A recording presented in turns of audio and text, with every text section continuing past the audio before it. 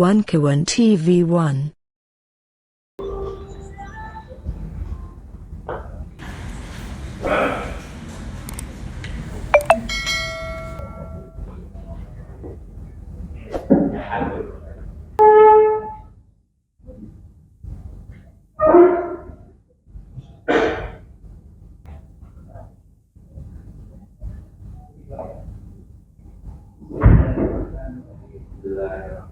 Artinya kalau misalnya dalam satu perkara itu ada dua kewenangan sebenarnya di situ, tercampur seperti tadi Prof. Ali jelaskan, ada perkara di dalamnya, kemudian ada kemungkinan unsur tata usaha negaranya, kemudian dia juga eksepsi korupsi absolut, kemudian seandainya dikabulkan, apakah satu perkara ini satu menjadi perkara yang berhenti ketika korupsi absolut dikabulkan, atau yang berhenti hanya terkait dengan unsur kriminal saja, sementara yang mungkin terkait sama perkaranya masih bisa diteruskan masuk dalam pemeriksaan pokok perkara. Mohon penjelasannya. Ya, kalau menurut pandangan saya kembali kepada prinsip asas unity of claim. Jadi tidak bisa di-state satu perkara dengan satu lembaga peradilan yang berbeda substansi, karena memang didesain perdata adalah untuk lembaga peradilan perdata. Akun itu ada di pengadilan tata usaha negara dan seterusnya. Nah, oleh karena itu maka majelis hakim harus menolak bahwa tidak ada unity of claim, bahwa tidak boleh ada split ya, tetap ini menggunakan prinsip deduction. Jadi dengan prinsip itu maka kalau ada perkara yang di luar substansi dan di luar kewenangan lembaga itu, maka perkara itu harus ditolak dari awal Untuk semuanya, sehingga memulai kembali dari nol. Penggugatnya boleh mengajukan kembali dengan mengeluarkan yang straight tadi, sehingga bersih betul-betul pada pokok perkara yang menjadi kewenangan lembaga peradilan yang bersangkutan. baik. Terima kasih yang mulia dari kami. Baik, mungkin ada dari tergugat yang lain.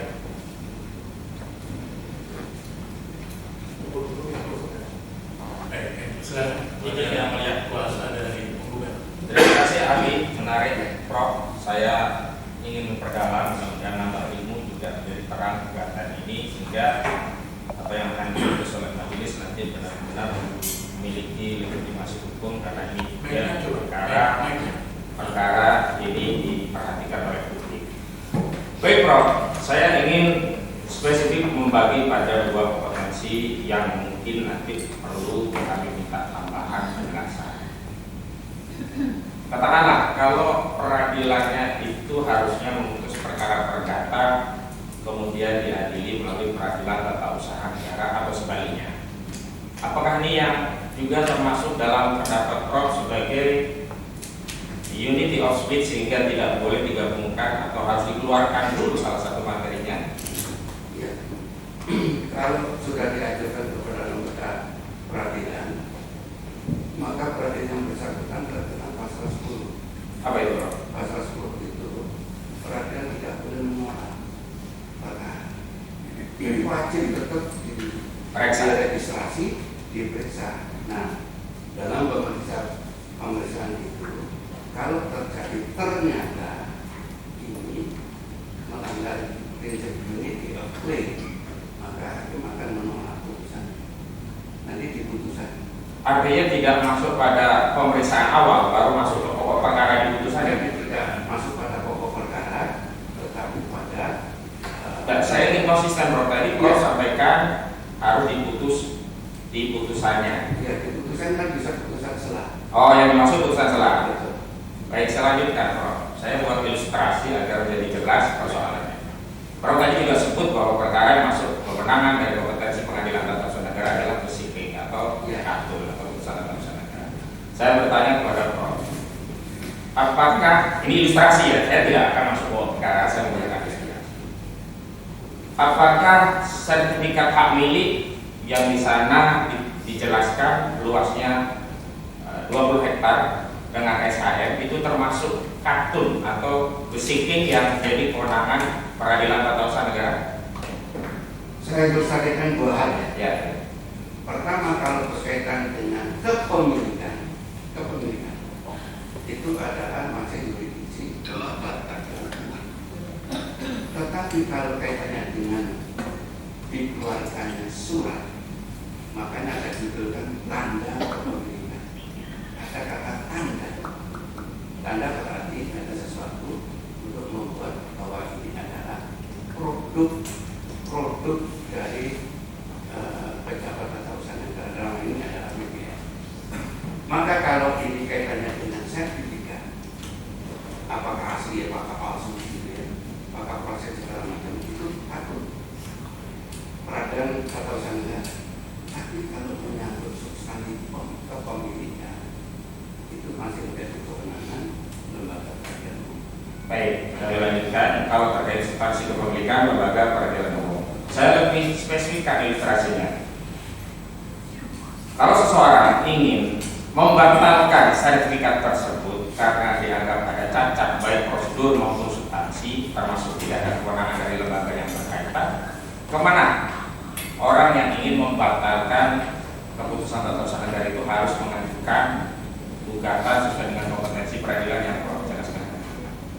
Sepanjang itu menyangkut keputusan yang berkaitan dengan peradilan tata usaha negara, karena objeknya adalah keputusan tata usaha negara, maka lembaga peradilan yang punya jurisdiksi adalah peradilan tata usaha negara. Baik, kami lanjutkan. Ilustrasinya ada tambahan. Objek yang dipersoalkan bukan terkait sah tidaknya sertifikat tersebut, tetapi ternyata orang yang punya 20 hektar tadi membangun bangunan melebihi luasan yang 20 hektar. Dia punya sertifikat, memang sah, belum dibatalkan. Tapi dia membangun sejumlah bangunan melebihi di 20 hektar. Misalnya, dia membangun hampir di 100 hektar di luar sertifikat itu, yang klaimnya itu adalah berdasarkan sertifikat itu. Nah, apakah membangun sebuah bangunan di luar luasan sertifikat yang dimiliki tadi masuk kategori perbuatan melawan hukum yang bisa dibawa ke kewenangan kompetensi peradilan perdata, atau masih kategori ini adalah terkait sah atau tidaknya sertifikat tersebut? Baik, kalau menyangkut perbuatan, Ya, kontrak market, ya, perbuatan tertentu itu adalah kewenangan dari lembaga peradilan umum. peradilan umum ya. Baik. Tetapi kalau menyangkut persoalan sah atau tidaknya sertifikat sebagai tanda kepemilikan, itu adalah kartu peradilan tata usaha negara. Dengan demikian, kalau ada perbuatan yang memperluas, katakan memperluas kepemilikannya sendiri, nah itu kan perbuatan melawan hukum, kontrak market. Tetapi bukan kontrak market operator, bukan, tetapi adalah oleh seseorang, oleh orang atau badan hukum perdata. Dan hubungannya adalah apakah itu konteksnya, kalau penyerobotannya kaitannya dengan pidana, kalau kaitannya kepemilikannya dalam hukum perdata. Baik, saya lebih lanjutkan.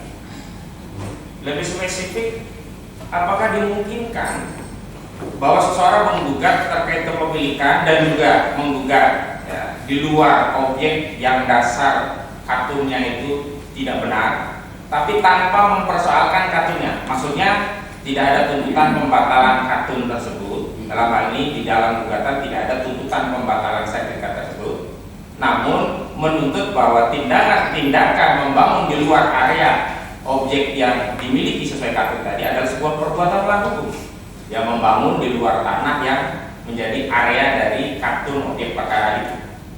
Ya, tetap harus dibedakan mana yang kepemilikannya sah, mana kemudian yang kaitannya dengan keputusan tata usaha negara. Karena keputusan tata usaha negara itu ada perkaitannya nanti, kalau itu basic, maka kepada orang tertentu. Tapi Tapi kalau sifatnya tidak rekening itu kan umum. Kalau yang Bapak ilustrasikan tadi adalah satu perbuatan yang melanggar hukum, karena bukan pemilik, dia memperluas dirinya sendiri. Tidak bisa, karena kepemilikan apapun itu ada prosedur, ada mekanisme, dan ada tanda kepemilikan. Nah, tanda kepemilikannya itu adalah kepada negara sampai pemerintah, yaitu tadi sertifikat itu. Baik, sekarang saya perluas. Kalau tadi kita diskusi soal besiking, sekarang saya masuk ke tahapan yang kedua, rekening. Jadi keputusan dari badan atau pejabat tertentu yang berkaitan dengan pengaturan masyarakat publik. Nah, dalam sebuah keputusan itu ditegaskan bahwa pejabat tertentu tadi memberikan izin wewenang untuk satu badan hukum tertentu mengelola satu kawasan yang luasnya 1.755 hektar. Namun pihak yang diberi izin itu menyalahgunakan, kalau bahasa kami menyelundupkan, menyalahgunakan izin rekening umum tadi, keputusan badan atau pejabat tata usaha negara dalam bentuk rekening. Ini agak beda. Itu melebihi kawasan itu, bahkan bisa beberapa kecamatan misalkan di luar 1.355. Nah, apakah ini juga masih kategori besiking yang harus dibawa ke peradilan tata usaha negara? Atau ini sebenarnya perbuatan melawan hukum dari perseroan tersebut yang dia mengerjakan satu kawasan di luar keputusan negara? Yang ditanyakan oleh pihak penggugat itu similar dengan topik perkara yang sedang dibicara. Kami ilustrasi, kami tidak sebutkan proyek. Saudara terus pakai ilustrasinya, tapi bukan terkait dengan. Tidak, saya tidak menyebutkan PIK, tidak menyebutkan keputusan tersebut, tidak. Ya, ilustrasi tadi. Silakan dijawab. Baik, yang mulia, rekening itu adalah kebijakan yang dikeluarkan dalam norma. Beda dengan basic. Basic itu adalah keputusan pejabat atau organ di lapangan hukum bukti oleh yang berwenang. Kemudian yang ketiga adalah dia sifatnya konkret, individual, final. Tapi ada yang dua yang penting, punya hakikat. Kepada siapa? Kepada seseorang atau badan hukum. Sehingga inilah yang sifat dari faktor. Tapi kalau rekening ini ada dua hal yang penting. Pertama, kepentingan publik. Seperti pasal 33, ya. Semua yang rekening kepentingan publik itu adalah negara. Pasal 33 ayat 3. Maka kepentingan publik ini yang diatur, bukan kepentingan individu.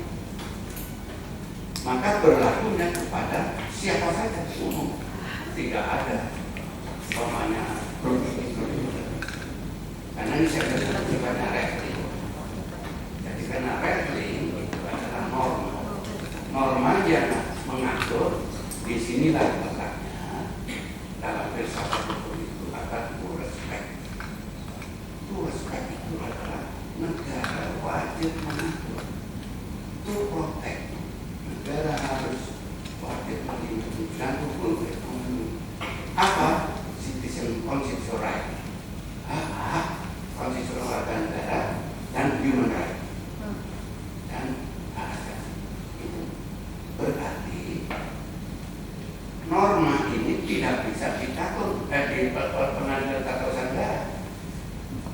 Hak masyarakat untuk koreksi boleh, boleh. Tapi ajukanlah kepada lembaga pertama kalau itu di bawah undang-undang ke Mahkamah Agung. Kalau itu undang-undang terhadap undang-undang dasar ke Mahkamah Konstitusi. Itu prinsipnya.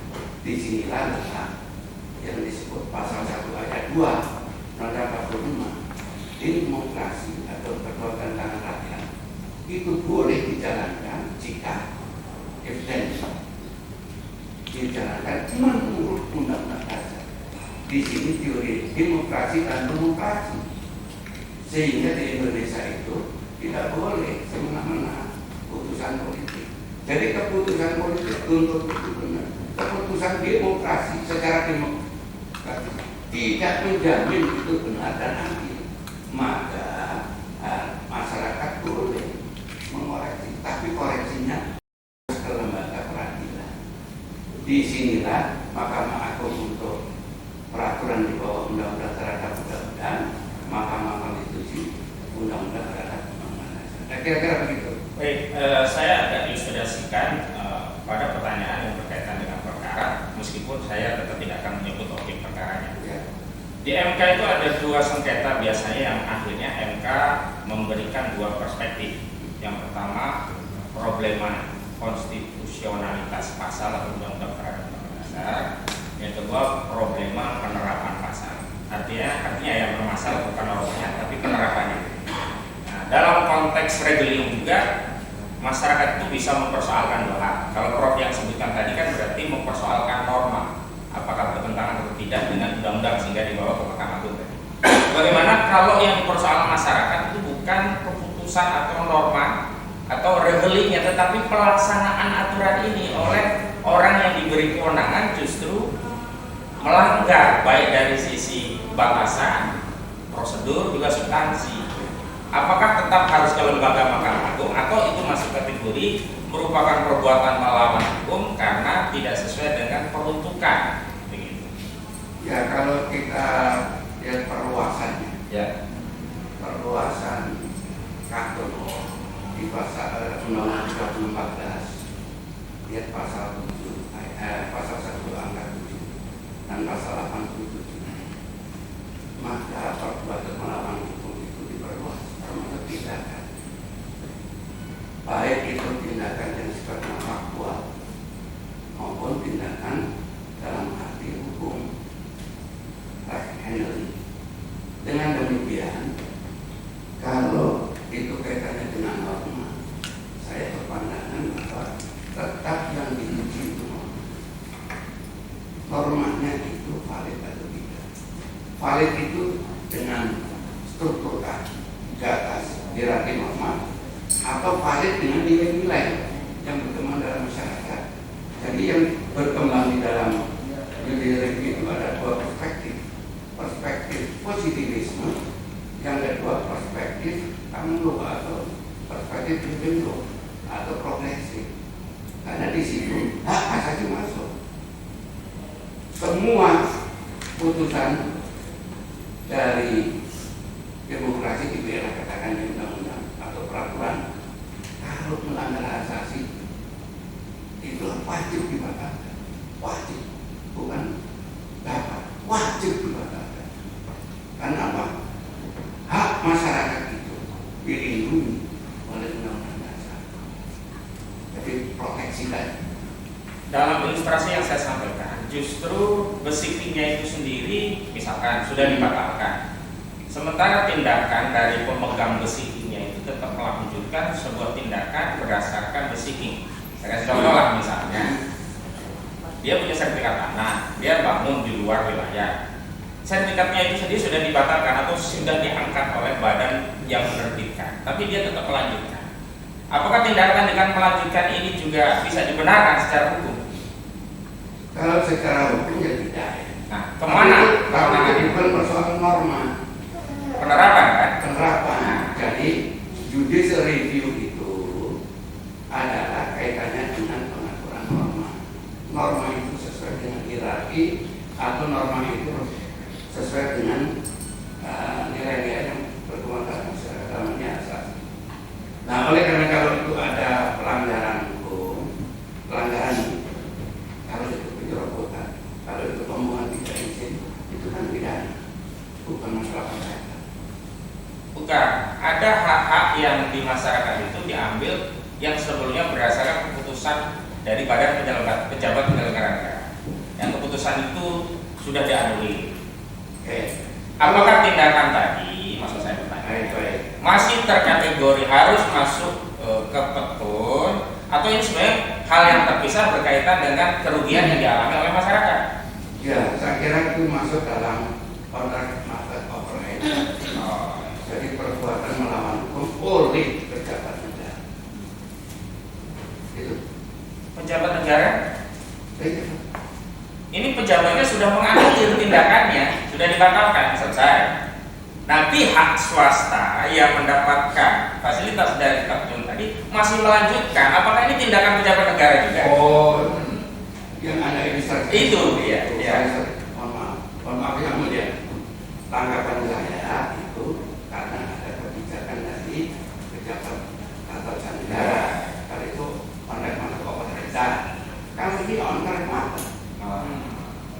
Perbuatan melawan. Saya lanjutkan. Mohon izin, Dik. Panjenengan ahli perdata atau tata usaha negara atau keduanya?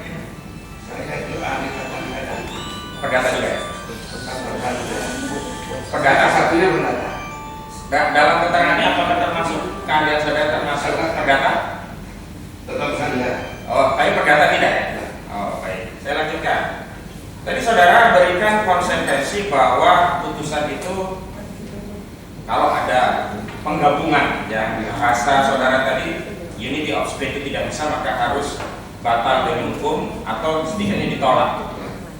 Saya tidak mendengar bahasa dari saudara putusan itu harus on list perklak atau NO atau tidak dapat diterima.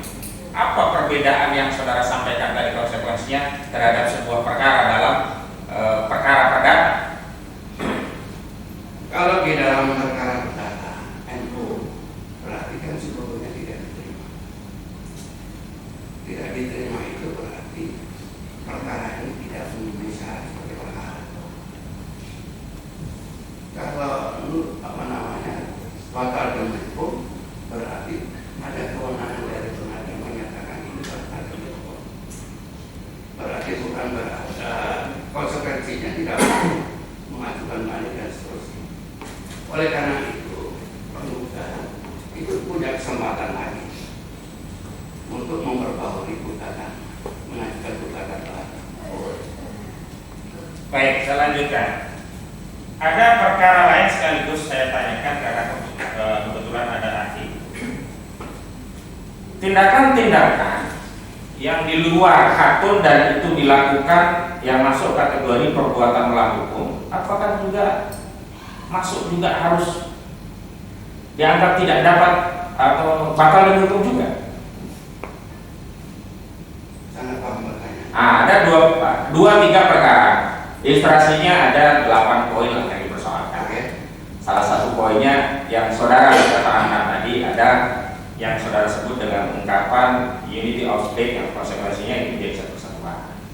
Bagaimana dalam sebuah objek itu ternyata tidak hanya satu objek saja, ada beberapa objek yang lain, ada 7 ada 8 yang itu tidak terkait dengan keputusan tata usaha negara. Apakah ini tetap menjadi harus dibawa ke katun atau bagaimana? Silakan yang mulia, pengulangan tadi saya tanyakan hal itu dan jawaban ahli tidak ada split. Begini. Bentar. Kalau saudara bisa menjawab, ya dijawab. Kalau itu bukan kewenangan saudara, saudara jawab. Saya coba menjawab yang mulia. Ya. Karena kalau ini itu adalah prinsip bahwa satu gugatan itu ada kesatuan substansi yang sama. Tidak boleh tercampur dengan substansi perkara yang lain. Contoh, ini perkara perdata, sengketa perdata, tapi di dalamnya ada juga dimajukan perkaranya kaitannya dengan kebijakan tone gitu. Nah, itu melanggar unity of state. Berarti tidak boleh di-split. Parameternya itu. Parameternya. Baik, saya tambahkan. Ada sebagian ahli yang memberikan parameter itu pada petitum sebuah gugatan karena di situ akan kelihatan apakah dipercampur atau tidak. Misalnya, selain menyatakan perbuatan melawan hukum di dalam sebuah gugatan juga ada petitum untuk membatalkan satu keputusan tata usaha negara. Nah, disitulah kemudian berlaku prinsip yang saudara sebut sebagai unity of state. Bagaimana kalau ternyata memang di dalam sebuah gugatan petitumnya tidak ada kaitannya yang berkaitan dengan keabsahan sebuah produk keputusan tata usaha negara atau besiking, tapi fokus kepada pernyataan agar dinyatakan itu sebagai sebuah perbuatan melawan hukum. Sekarang gini Pak, sebuah gugatan itu ada 3 hal. Pertama adalah kira-kira berbeda. Yang kedua adalah pusikan. Tidak mungkin petitum itu lepas dari posita. Kalau positanya itu membangun logika, termasuk juga tadi di luar substansi yang rumput yang dibuka, maka secara logika rasio logisnya itu menjadi kesimpulan untuk amal untuk petitum. Petitum itu dibangun karena logika dan dibangun di posisi. Gak mungkin kemudian petitum itu berdiri sendiri lepas dari posisinya, gak mungkin. Nah, oleh karena itu ini satu kesatuan. Maka dalam konteks logika hukum ada relasi antara logika posita dengan logika petitum. Gitu. Bagaimana ketika relasi posita dengan petitum itu sebagian kemudian nyambung, sebagian tidak, sehingga dalam perkara kan kita juga kenal ada putusan dikabulkan sebagian tapi tidak seluruhnya. Apakah itu juga masuk kategori unity of speech yang saudara sampaikan tadi, melanggar atau tidak? Nah, kalau yang konteksnya bagaimana menilai itu, mohon maaf, ada. Artinya semua tetap berpulang kepada penilaian majelis hakim. Iya. Kita ini kan dalam perkara semua putusan ada pada majelis, cuma kita memberikan satu masukan dengan pendekatan nanti unity of claim itu kita akan memberikan dampak tidak diterimanya sebuah gugatan itu. Baik, tadi saudara karena mengajar perdata juga saya ingin bertanya, apa substansi dari pasal 1365 sebagai dasar sebuah perkara itu masuk kategori perbuatan melawan hukum itu seperti apa? Paling tidak unsur-unsurnya. Ada yang melibatkan menurut kami itu masuk dalam materi pokok perkara. Saudara bisa menjawab itu? Iya. Dengan pasal Yang pertama ada perbuatannya, yang kedua ada kesalahannya, yang ketiga ada kerugian.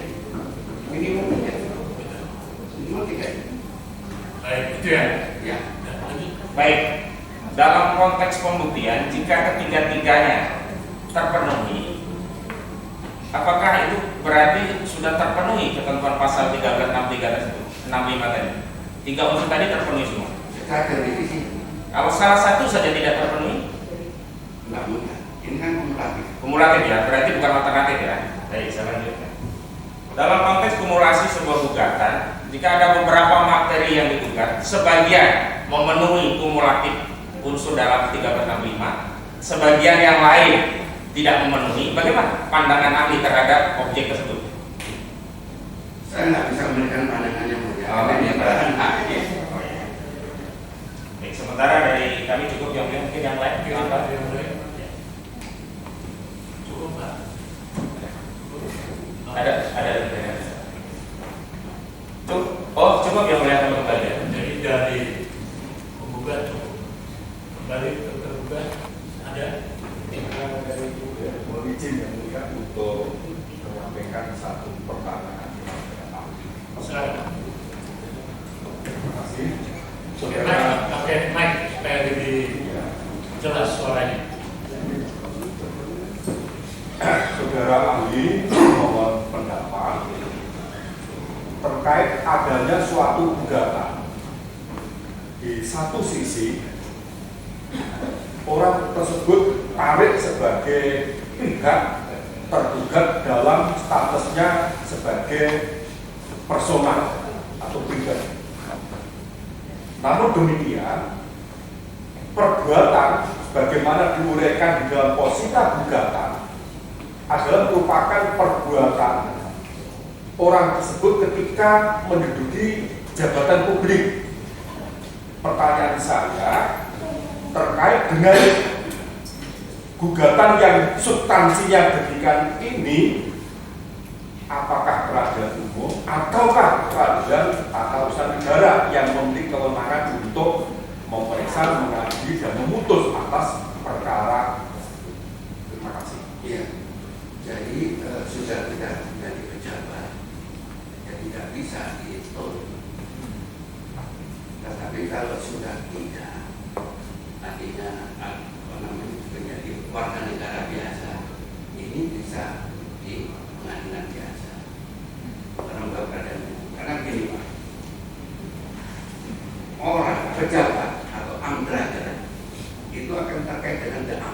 ini kan teorinya Rohman.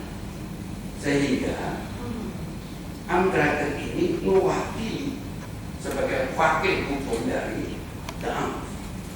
Sehingga apa yang diputuskan sebagai kebijakan, tanggung jawabnya sepanjang dia menjabat dan terkait dengan lembaga atau badan tata usaha negara tersebut. Dengan demikian, jika menggugat produk hukum jabatan atau pejabat tersebut, maka tidak bisa dikenakan kepada orang sebagai warga negara, tapi kembali kepada jabatan. Siapapun yang mengganti, dia akan bertanggung jawab tentang itu. Dan itu jabatan. Ahli mau diperjelas atas perbuatan ketika menduduki jabatan publik yang pada akhirnya menjadi bagian dari objek sengketa, itu masuk kewenangan pengadilan umum atau peradilan tata usaha negara. Sepanjang dia masih sebagai pejabat tata usaha negara, itu masuk betul. Tapi kalau sudah tidak, kembali kepada lembaga, maka lembaganya ini bisa betul menggunakan contoh makanya PCK yang dikeluarkan tahun sebelumnya, dia sudah kemudian tidak jadi menteri lagi dan jadi pejabat, maka keputusan itu kan masih hidup, kembali kepada lembaganya itu. Lembaganya tentu menjadi seorang peratur. Terima kasih. Sudah dari para terlibat cukup ya. Kami kira cukup ya. Baik, terima kasih ahli. Ini kami kembalikan artikelnya. Ya. Baik, nanti para pihak Itu kita betul Jakarta Timur. para pihak menanggapi yang ahli.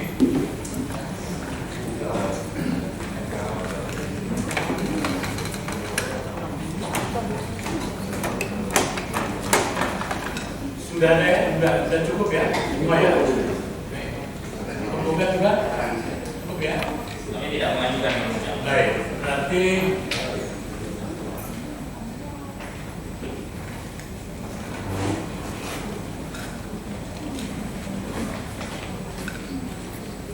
berikan kesempatan kepada majelis pengambil sikap dan adanya eksepsi ini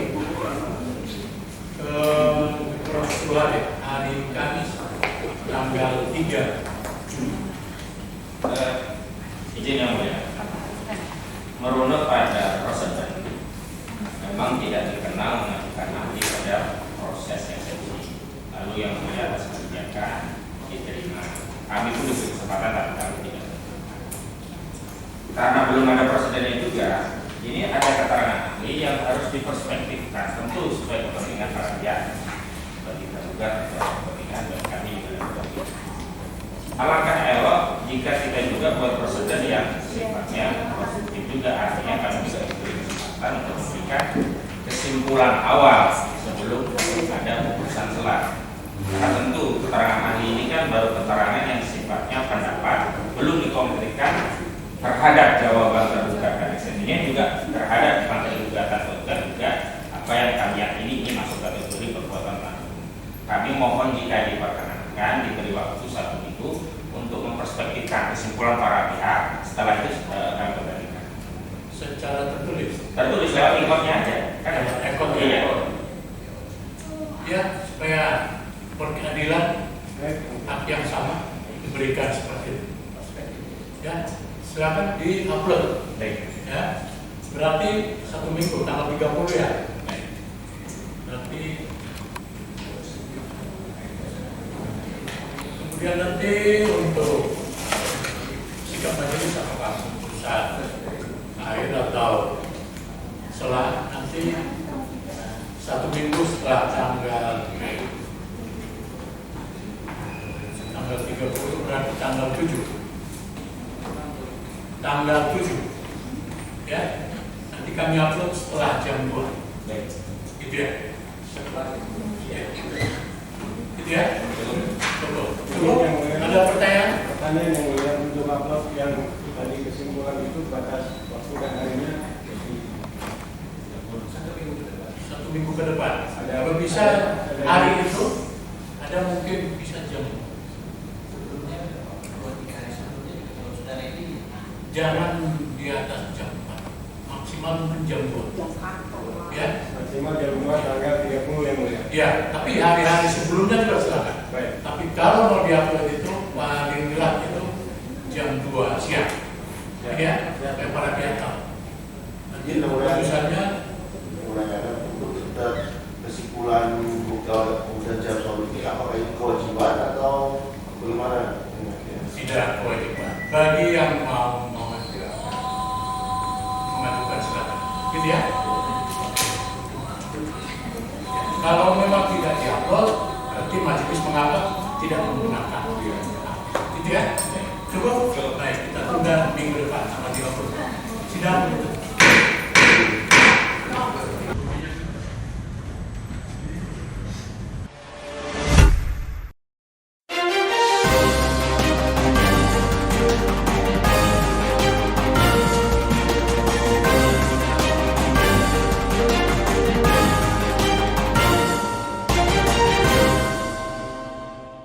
One K1 TV1